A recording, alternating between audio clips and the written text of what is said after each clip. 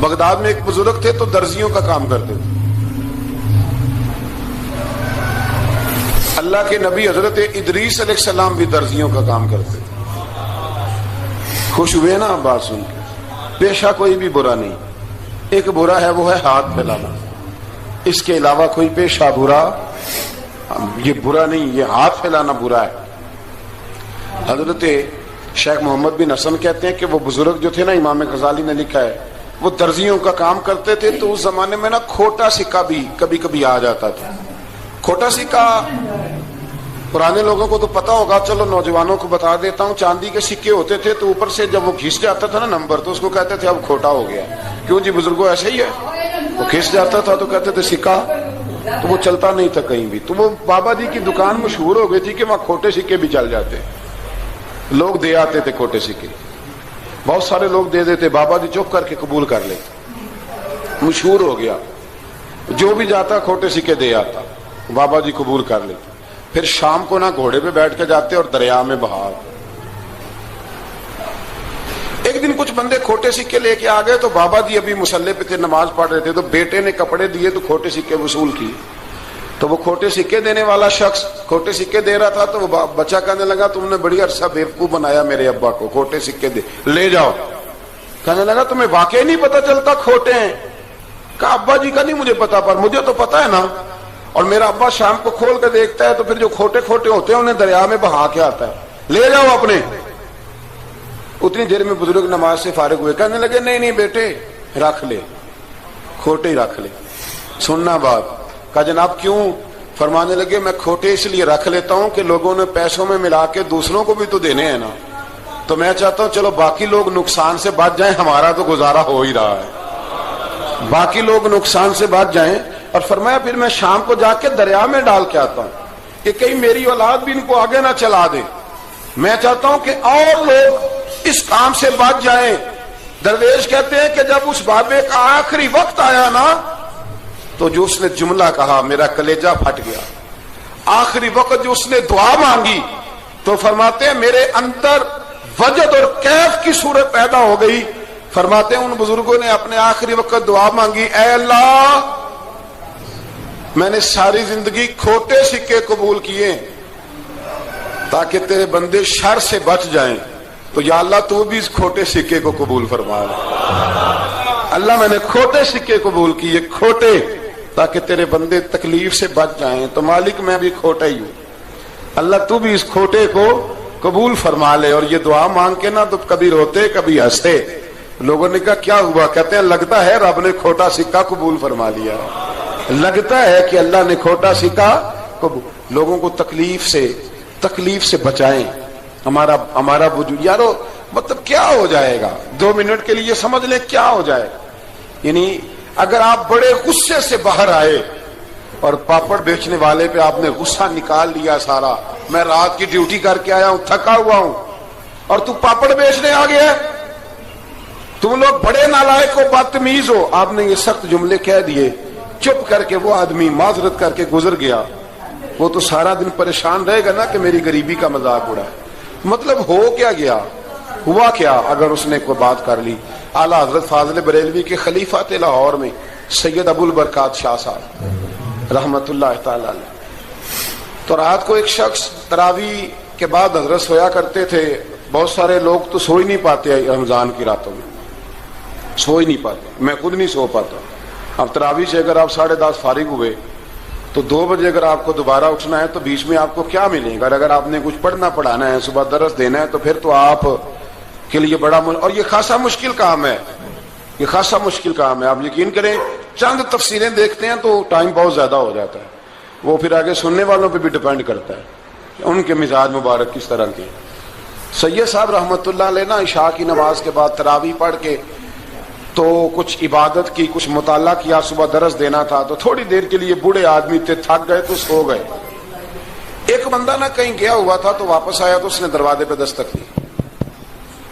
تو سید صاحب کے بیٹے تھے، بخاری شریف کی شرح لکھی، بڑے عالم تھے سید محمود رضوی صاحب رحمت اللہ. رضوی صاحب کہتے میں نے دروازہ کھولا، میں نے کہا ہاں جی بولو. کہنے لگا جی میں نے سید صاحب سے ملنا ہے. مفتی اعظم پاکستان تھے وہ، لاہور میں حزب الاناف ادارہ تھا، سید ابو البرکات صاحب. میں نے حضرت صاحب سے ملنا ہے. تو کہا کوئی حکم ہو تو مجھے نہیں جی میں نے انہی سے ہی ملنا ہے. یہ بھی بڑا مسئلہ ہوتا ہے, میں نے انہی سے ہی ملنا ہے. چلو ٹھیک ہے جی انہی سے مل لو. تو کہتے اتنی دیر میں نا سید صاحب بھی اٹھ کے آ گئے. محمود کون آیا؟ تو اس نے کہا حضور میں آپ کا ایک عقیدت مند ہوں, تو میں کہیں گیا ہوا تھا تو ابھی واپس آیا ہوں, تو مسئلہ نا کئی دفعہ پوچھنا کرتا ہوں تو بھول جاتا ہوں, ذرا بات کی نزاکت کو دیکھنا, بھول جاتا ہوں. تو یاد آیا تھا تو میں نے کہا چلو ابھی پوچھ آتا ہوں, گزر رہا تھا یہاں سے. میں پوچھو. کہنے لگا جی پوچھنا یہ تھا کہ جس نے فرض جماعت کے ساتھ نہ پڑھے ہوں رمضان میں, تو کیا وتر جماعت سے پڑھ سکتا ہے؟ مسئلہ پوچھنا تھا. علامہ محمود رضوی صاحب کہتا ہے مجھے بڑا ہی غصہ آیا. میں نے کہا کہ پتہ نہیں کوئی اس وقت مشکل آ گئی ہے جو رات کو آیا ہے.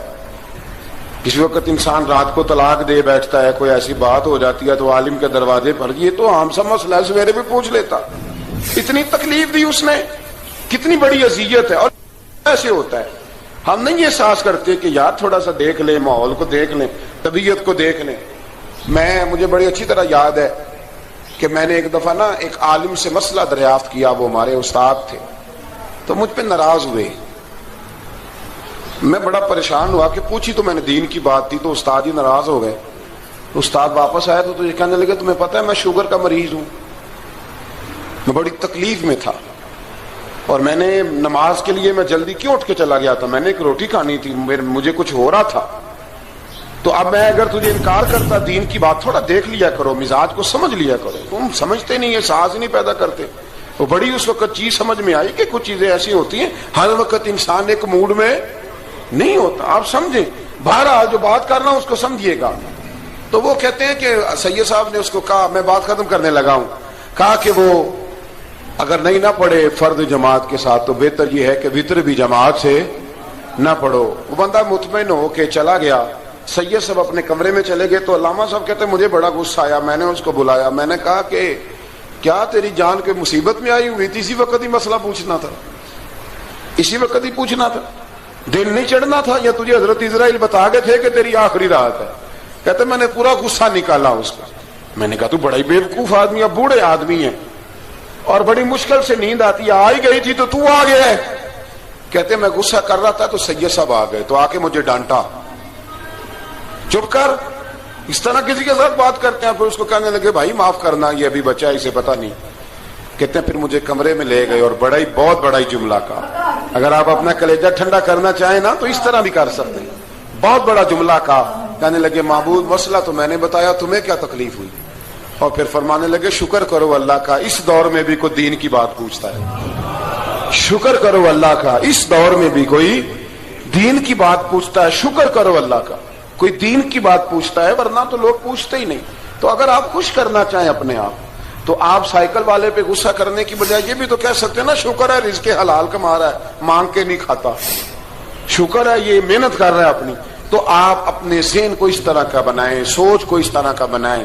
آج اس جمعے میں ہم نے ارادہ کرنا ہے کہ ہم نے آسانیاں دینے کی کوشش کرنی, ہم نے لوگوں کو تکلیف نہیں دینی, ہم نے کسی کو آزمائش میں مبتلا نہیں کرنا, ہم نے کوئی ایسا کام نہیں کرنا جس کی وجہ سے لوگ سمجھیں کہ یہ آدمی بوجھ بن گیا. کبھی بوجھ نہ بنے. یارو کتنا بدبخت ہے وہ آدمی جس کے مرنے کی لوگ دعا مانگے, اس کے مرنے کی. حضرت عبداللہ ابن مبارک کے پڑوس میں ایک یہودی رہتا تھا, یہودی تھا, یہودی. حضرت عبداللہ ابن مبارک مکان بیچنے لگے. حضرت عبداللہ ابن مبارک کا پڑوسی مکان بیچنے لگا, وہ یہودی. تو کہا تو کہا کتنے کا؟ 2000 دینار کا. 2000 دینار. تو انہوں نے کہا کہ اس گلی میں, اس محلے میں تو 1000 دینار کا مکان ہے, تو تیرا 2 کا کیوں ہے؟ کہنے لگے 1000 میرے مکان کا اور 1000 عبداللہ ابن مبارک کے پڑوسی ہونے کا. اس لیے کہ اتنا شاندار پڑوسی تمہیں کبھی نہیں ملے گا جس کی ہم نے کبھی آواز ہی نہیں سنی. 1000 روپیہ لوں گا ان کے پڑوس میں جگہ دینے کا, 1000. تو شخص کہنے لگا یہ تو نے عجیب بات کر دی, حالانکہ تو یہودی ہے, یہ تو نے عجیب بات کر دی. تو کہنے لگا 3 دن میری گلی میں آ کے رہ, تو دعائیں مانگے گا کہ یا اللہ میں یہیں رہنا چاہتا ہوں. تو دعائیں مانگے گا کہ اتنا اچھا انسان, اتنا خیال رکھنے والا, اتنا خیال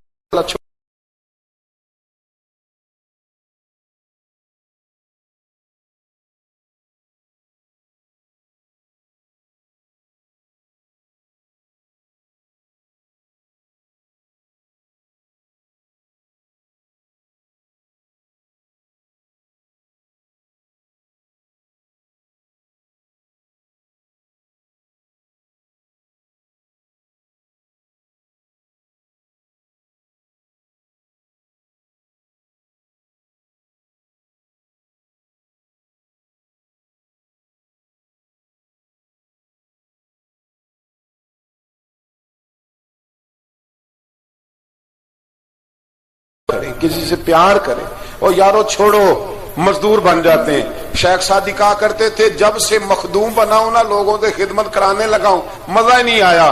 مزہ تو تب آیا ہے کبھی نانی کی خدمت, کبھی دادی کی خدمت, کبھی ابا کی خدمت, کبھی اس کی خدمت.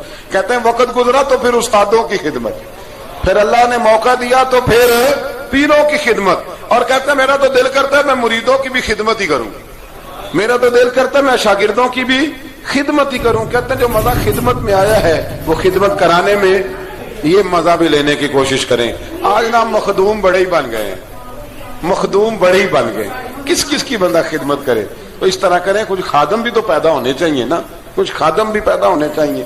مہمان خصوصی بڑے ہو گئے, کوشش ہونی چاہیے کچھ عام سے بھی مہمان بنے, عام سے بھی جو خاص مہمان نہ ہو, جن کا ارادہ ہو کہ نہیں ہم نے پیار ہی بانٹنا ہے. دعا ہے رب کریم کی بارگاہ میں اللہ خوبصورت دین پر خوبصورتی سے عمل